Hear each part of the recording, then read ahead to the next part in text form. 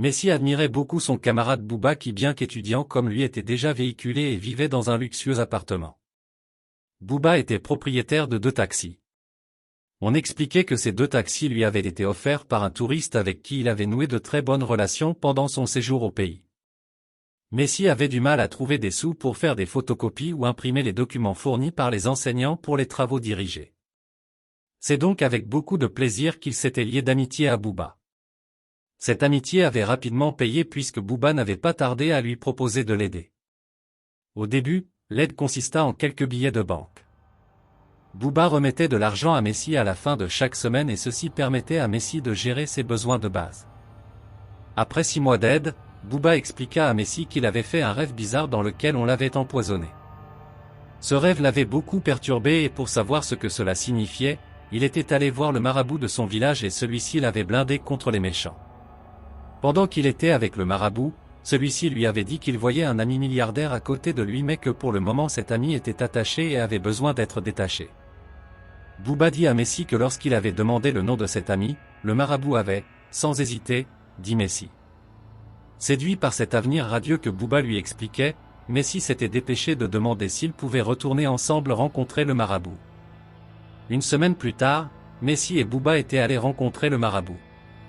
Celui-ci avait dans un premier temps procédé à un lavage de Messi afin de retirer tous les blocages qui l'empêchaient d'occuper son statut de milliardaire.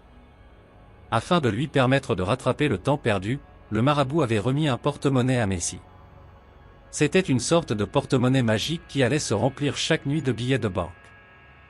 Messi devait le retrouver plein de billets chaque matin. Comme il était question de rattraper un temps déjà passé, il y avait juste une petite condition. Messi avait l'obligation de tout dépenser dans la même journée et avant la prochaine nuit. Il n'y avait pas d'autre condition et Messi était très content que sa vie change enfin. Messi démarra sa nouvelle vie avec beaucoup de joie. Il s'achetait tout ce qu'il voulait. Il avait lancé plusieurs chantiers. Aucun n'était terminé mais il s'en foutait. Les chantiers étaient plus un moyen pour lui pour respecter la condition de tout dépenser l'argent en un jour. Maintenant qu'il était dans cette jonglerie, il comprenait mieux l'existence des chantiers sans planification et non achevés qu'on pouvait voir ça et là dans la ville.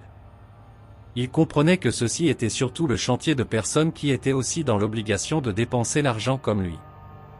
Le temps passa vite et le marabout le contacta pour lui mentionner qu'il ne comprenait pas que Messi ne soit pas encore passé remercier le géniteur du porte-monnaie.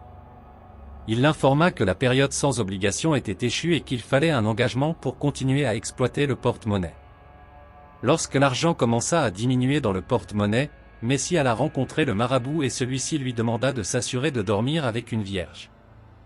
Avec tout l'argent qu'il avait, Messi n'eut pas du mal à trouver une vierge et put remplir cette condition rapidement. L'année s'acheva en beauté puisque Messi et Bouba obtinrent leur licence et purent s'inscrire en master.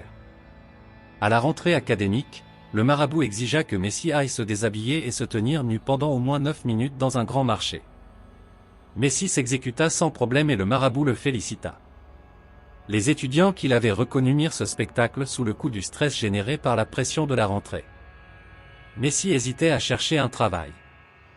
Il se demandait s'il en avait besoin étant donné que son portefeuille lui permettait de mener une des meilleures vies qui puissent exister. Lorsque le marabout exigea à Messi de dormir avec une folle errante, Messi se rendit compte que les exigences étaient grandissantes. Il alla rencontrer Bouba et lui expliqua que ça devenait difficile pour lui. Il ne comprenait pas pourquoi toutes ces exigences. Jusqu'à quand allait-il lui falloir remercier le géniteur du porte-monnaie? Messi ne comprenait pas, surtout que le porte-monnaie devait juste lui permettre de rattraper l'argent perdu pendant qu'il était encore attaché. Après avoir achevé d'expliquer son problème à Bouba, celui-ci le rassura en disant qu'il lui restera juste 2 petites conditions par la suite et Messi sera libre.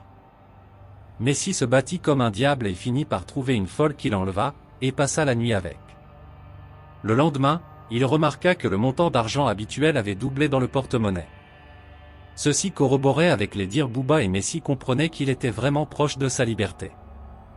La prochaine condition arriva plus vite que Messi ne s'y attendait. Cette fois-ci, il devait dormir avec sa mère, sa propre mère. Messi refusa et le marabout lui indiqua qu'il était rendu trop loin pour refuser.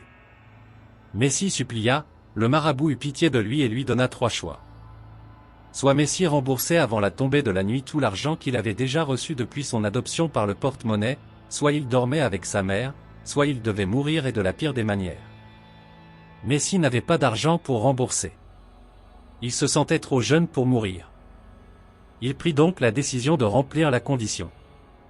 Mais il savait que ceci n'allait pas être facile puisque sa mère était très pieuse.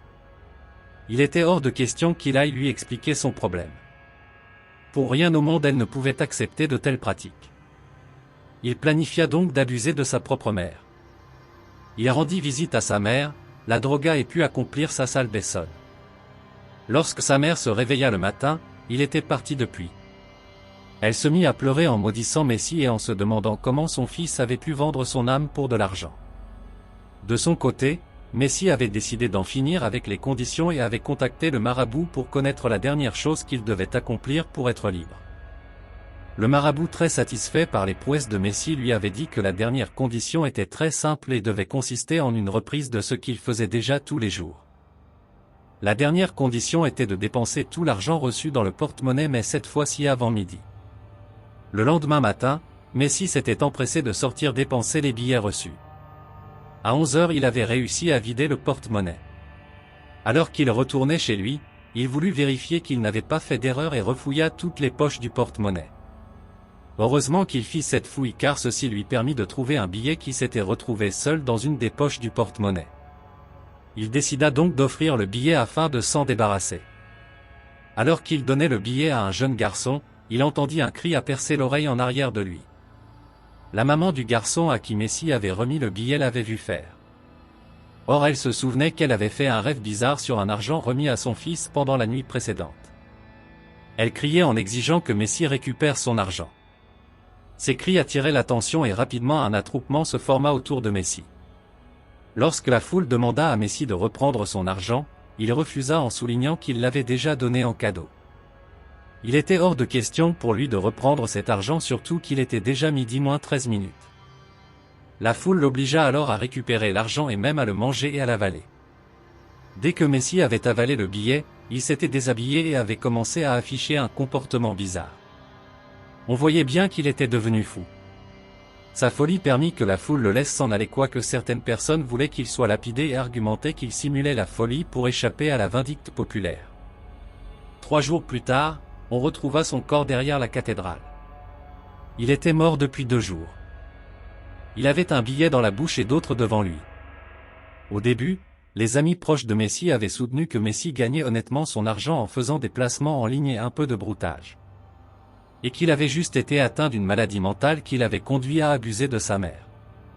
Et c'est le remords couplé à la malédiction de sa mère qui avait entraîné sa mort. Toutefois, pendant les mois et les années suivantes, plusieurs étudiants boursiers racontèrent avoir aperçu Messi en Inde en train de vendre des tissus. Depuis lors, il se dit que ceux qui prennent ce circuit de facilité et qui décèdent s'en vont en Inde travailler pour remplir les porte-monnaies des nouveaux adhérents. Si cette histoire questionne la mauvaise influence de certains amis, elle questionne aussi le manque de jugement que les jeunes ont parfois devant l'argent.